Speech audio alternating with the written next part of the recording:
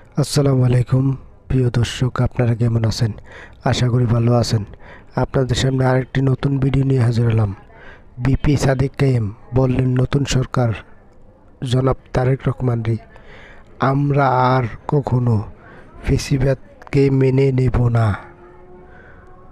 যদি কোনো জায়গায় ফেসিবাদকে প্রশ্রয় দেন, আমরা ছাত্র জনতা কোনোদিন মেনে নেব না। তবে ভিডিওটা দেখেন, দেখলে বুঝতে পারবেন যে কি বললেন বিপি সাদেক কাইম। কিন্তু বাংলাদেশে আর কখনো হাসিনা তন্ত্র ফিরে আসতে দেব না। সংগ্রামী উপস্থিতি, বাংলাদেশ আজ ভালো নেই, ঢাকা আজ ভালো নেই, নরসিংদী আজ ভালো নেই, গাইবান্ধা আজ ভালো নেই। জুলাই বিপ্লব পরবর্তী এত শাহাদাতের মাধ্যমে আমাদের আশা ছিল একটা নতুন বাংলাদেশ পাবো, যে বাংলাদেশে আমার মা বোনদের নিরাপত্তা থাকবে, যে বাংলাদেশে চাঁদাবাজি সন্ত্রাস থাকবে না, যে বাংলাদেশে মাফিয়াতন্ত্র থাকবে না, যে বাংলাদেশে সকল মানুষের অধিকার নিশ্চিত করা হবে। এবং এই জুলাই বিপ্লব পরবর্তী আজকে নির্বাচন হয়েছে। নির্বাচন পরবর্তী আমাদের আশা ছিল যে সরকার আসবে, সেই সরকার শুধুমাত্র একটা দলের হবে না, কোন একক বর্গের হবে না, সকল মানুষের, সকল দলের, সকল মানুষের অধিকার নিশ্চিত করবে সেই সরকার। কিন্তু আমরা দেখতে পেয়েছি আজকে এই সরকার শপথ নেওয়ার পরে 12 থেকে 13 দিন হচ্ছে।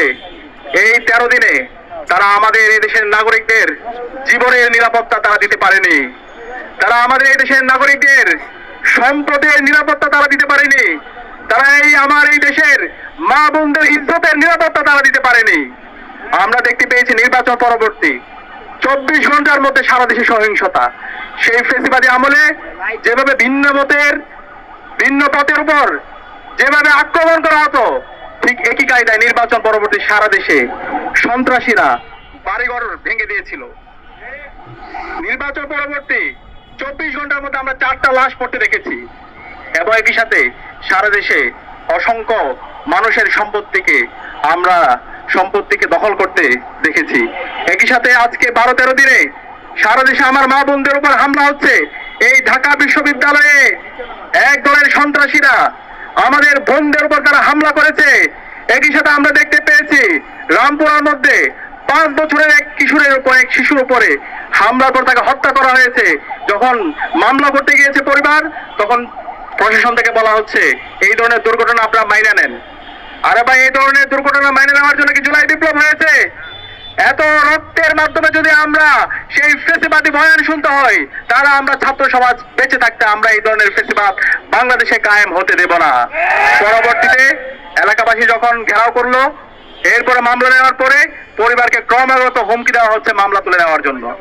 এরপর আমরা দেখতে পেয়েছি নরসিংদীর মধ্যে ইতিহাসের বর্বরোচিত ঘটনা, আইএমএস জাহালিয়াতকে হার মানিয়েছে। কারণ এক বোনকে, এক কিশোরকে, 15 বছর বয়সী কিশোর, তাকে গণধর্ষণ করা হয়েছে। গণধর্ষণ করার পরে যখন সে বিচারের দাবিতে এলাকার বিএনপি নেতার কাছে গেল, পরবর্তীতে তাকে বিভিন্ন ধরনের হুমকি দেওয়া হলো। এবং এরপরে ওই পরিবারের সামনে থেকে, তার বাবার সামনে থেকে তুলে নিয়ে গিয়ে তাকে হত্যা করা হয়েছে। আমরা এখন পর্যন্ত এই ঘটনার সাথে যারা জড়িত এবং যারা ইন্ধন জুগিয়েছে তাদেরকে দৃষ্টান্তমূলক বিচার আওতা আনতে দেখিনি। একই সাথে আমরা দেখতে পেয়েছি হাজারিবাগে শিশুকে হত্যা করা হয়েছে। এভাবে গাইবান্ধা থেকে শুরু করে বাংলাদেশের বিভিন্ন প্রান্তে আজকে মবের মাধ্যমে নাগরিকদের অধিকার হরণ করা হচ্ছে। এবং জুলাইয়ের যারা বিপ্লবী আছে তাদেরকে হত্যাযজ্ঞ করা হচ্ছে। এবং এই খুনে হাসিনা যে গত 16 বছর বাংলাদেশের ফেসিবাদ কায়েম করেছে, গুম খুন আইনাগরের মাধ্যমে বাংলাদেশকে একটা অকার্যকর রাষ্ট্রে পরিণত করেছে। এবং এই জুলাই বিপ্লবে আমাদের 2000 ভাই বোনকে শহীদ করেছে। এই খুনে হাসিনা এবং তার দূষকদেরকে আবার বাংলাদেশে পুনর্বাসনের ব্যবস্থা করছে একটি দল। আমরা সাবধান করছি এই খুনি হাসিনা এবং তার দূষকদের বিরুদ্ধে বর্তমান সরকারকে 0 টলারেন্স নীতি ঘোষণা করতে হবে। এই বাংলাদেশে খুনি হাসিনাকে ভারত থেকে নিয়ে এসে তাকে ফাঁসির কাস্টে ঝুলাতে হবে, রায় কার্যকর করতে হবে। এই জুলাই বিপ্লবে যে আমাদের 2000 ভাই বোনকে শহীদ করেছে, খুনি হাসিনার যারা মাস্টার মাইন্ড আছে, এই আওয়ামী লীগ, ছাত্রলীগ, যুবলীগকে এই বাংলাদেশে বিচারের আওতায় নিয়ে আসতে হবে। তাদের আর কোনো অফিস খুললে এই বাংলাদেশের ছাত্র জনতা প্রতিবাদ প্রতিরোধ গড়ে তুলবে। এই বাংলাদেশে আওয়ামী লীগ কোনো রাজনৈতিক দল না, আওয়ামী লীগ হচ্ছে সন্ত্রাসী সংগঠন। এই আওয়ামী লীগ দেশের স্বাধীনতা সার্বভৌমত্বের জন্য হুমকি। সুতরাং এই আওয়ামী লীগকে এবং খুনে হাসিনার দোষরদেরকে এই বাংলাদেশে বিচারের আওতায় নিয়ে আসতে হবে এবং সারা দেশব্যাপী যে ধর্ষণ হচ্ছে, যে সন্ত্রাস হচ্ছে, যে মাফিয়া তন্ত্র হচ্ছে, এই সন্ত্রাসীদেরকে দ্রুত সময়ের মধ্যে অ্যারেস্ট করে তাদেরকে বিচারের আওতায় নিয়ে আসতে হবে। একই সাথে আমরা দেখতে পেয়েছি ঢাকা বিশ্ববিদ্যালয়ের শিক্ষার্থীর উপর এবং সাংবাদিকদের উপর এই সহজ উদ্যানে পুলিশ হামলা করেছে। আমরা এই ধরনের পুলিশি রাষ্ট্র দেখতে চাই না, যে পুলিশ আমার সাংবাদিকদের উপর হামলা করে, আমার ভাইয়ের উপর হামলা করে, আমার বোনের উপর হামলা করে। সুতরাং এই পুলিশের যারা এই নাগরিকদের উপর হামলা করেছে তাদেরকে বিচারের আওতায় নিয়ে আসুন। আমরা দেখতে পাচ্ছি এই পুলিশের বিরুদ্ধে ব্যবস্থা না নিয়ে বরং তাদেরকে আরো পদোন্নতি দেওয়া হচ্ছে।